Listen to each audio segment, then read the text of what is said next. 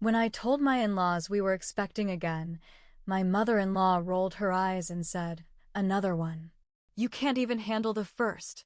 Then she turned to my husband and asked, "Are you even sure it's yours?" I felt the blood leave my face. I didn't cry. I called my OB the next day and had paternity results sent to their address before they even got the baby shower invite. We live in a quiet suburb outside Columbus, Ohio. I've been with Mark for almost 7 years now. Married for 5. We've had our share of ups and downs, but we've always come out stronger. Or so I thought. Our daughter Rosie is 3 now. She's got my hair and Mark's eyes. She's wild and funny and so full of life. Raising her hasn't been easy. We both work full-time, but we've made it work. I thought we were ready to add another to our family. I thought everyone would be happy. I was wrong. We decided to tell his family at a Sunday dinner. His mom, Darlene, hosts them once a month. It's usually awkward, but I try to show up and smile for the sake of family. That night, it was the usual group: Darlene, her husband Rick, Mark's brother Mike, his wife Kayla, and Mark's Aunt Barbara. I had Rosie hand Darlene a little gift bag when we walked in. Inside was a tiny onesie that said "Big Sister" in pink letters. Rosie was excited. She knew she was going to be a big sister, and she couldn't stop smiling. Darlene opened the bag, took one look, and let out a laugh. Not a happy one, more like a scoff. She held up the onesie and said loud enough for everyone to hear, "Another one? You can't even handle the first." I stood there frozen. My cheeks burned. I looked at Mark, waiting for him to say something. He looked stunned, but he didn't open his mouth. He just stared at the table. Then Darlene turned to him and said, "Are you even sure it's yours?" The room went dead silent. I felt like I got punched in the gut. My stomach dropped. Everyone heard her. No one said a word. Rick cleared his throat, like he wanted to say something, but didn't. Mike looked uncomfortable and Kayla just looked down at her plate. And Barbara shifted in her seat. Mark just sat there. He didn't defend me. He didn't defend our child. I smiled. Not because I was okay, but because I needed to hold it together. I took Rosie's hand and said she was getting tired. I left without dessert, without saying goodbye. Mark stayed behind. He didn't come home until late. I was awake, waiting. He acted like it hadn't even happened. Said Darlene didn't mean it like that and that she jokes around sometimes. I asked him why he didn't say anything. He shrugged and said he was caught off guard. I slept on the couch. The next morning, I dropped Rosie off at daycare and called my OB.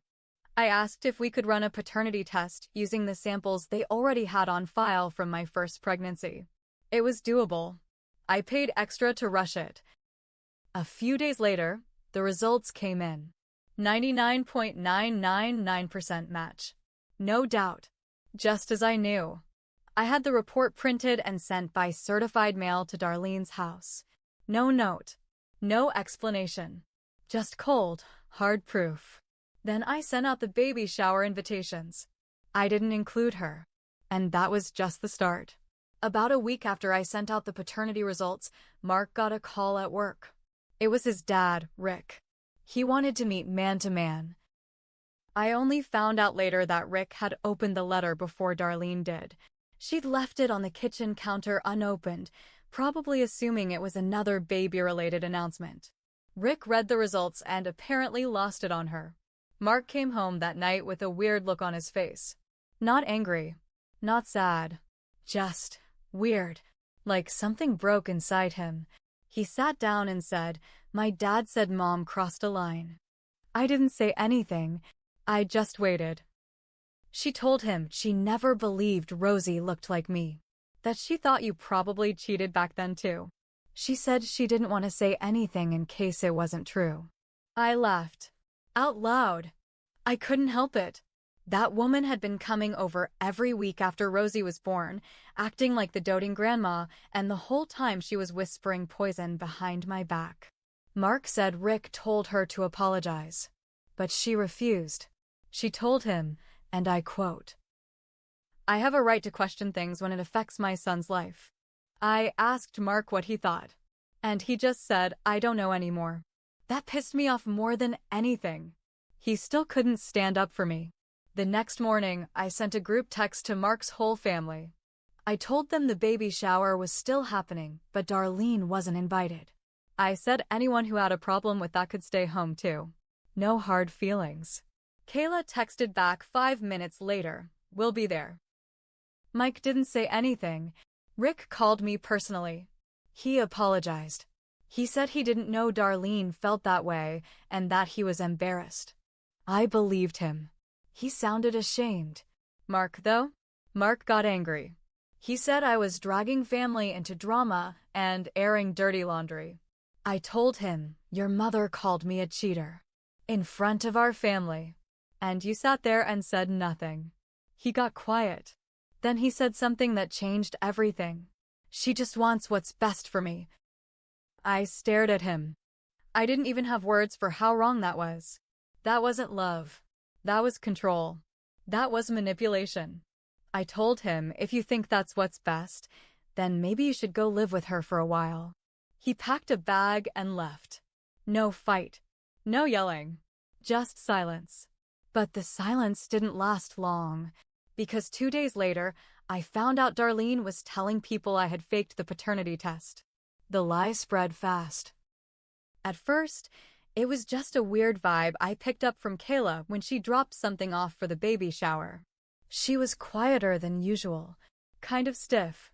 I asked if everything was okay. She said she was just tired and left quickly. That same night, I got a message from one of Mark's cousins, Jessica. She and I weren't close, but we were friendly. Her text said, hey, just wanted to let you know.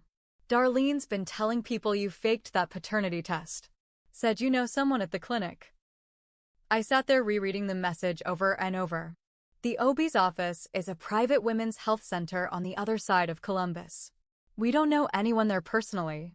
I called them the next morning, told them what was going on, and asked if they could send a notarized copy of the results signed by the lab director. They said yes. I had it sent straight to my house this time. Mark still hadn't come home.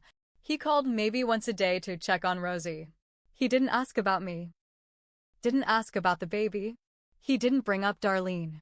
It was like he was hiding from everything. Then, 2 nights before the baby shower, Mike showed up at my door. He looked upset. Real upset. I just came from my parents' house, he said. I heard what Mom's been saying. It's out of control.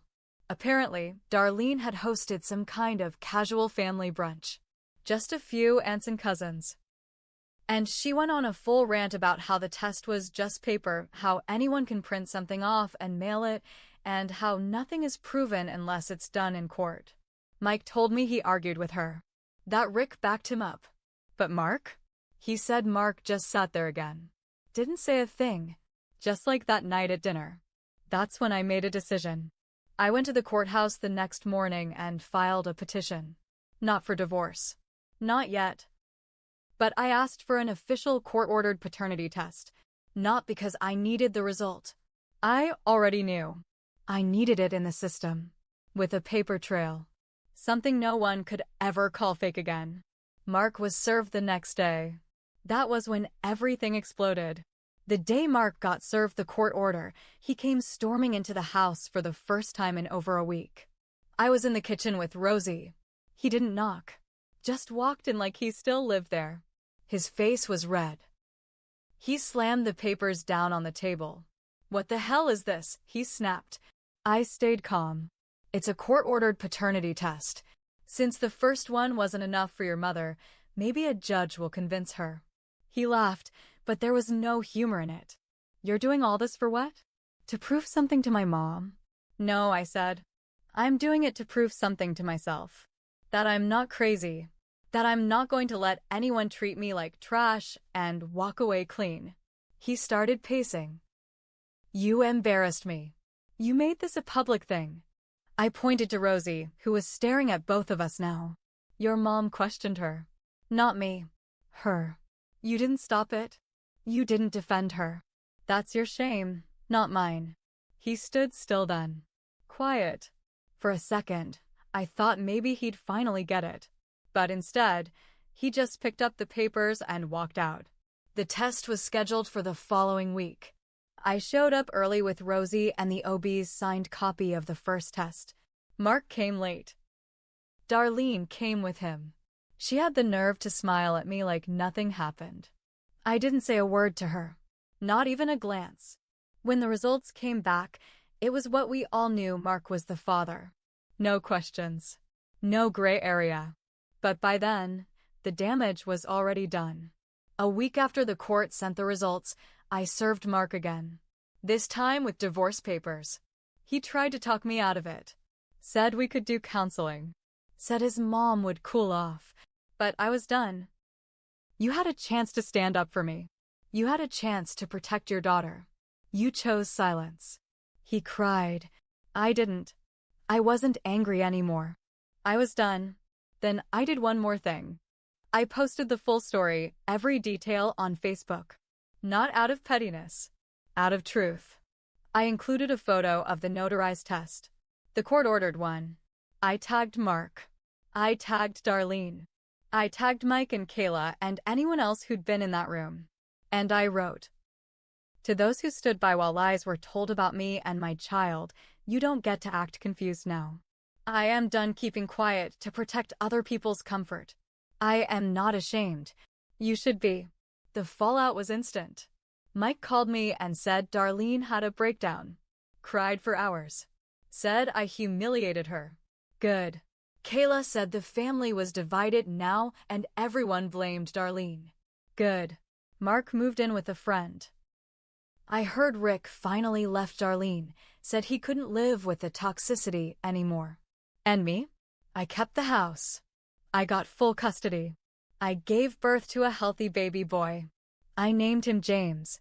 And when I mailed out the birth announcements, I included a copy of the paternity test. Just one last reminder.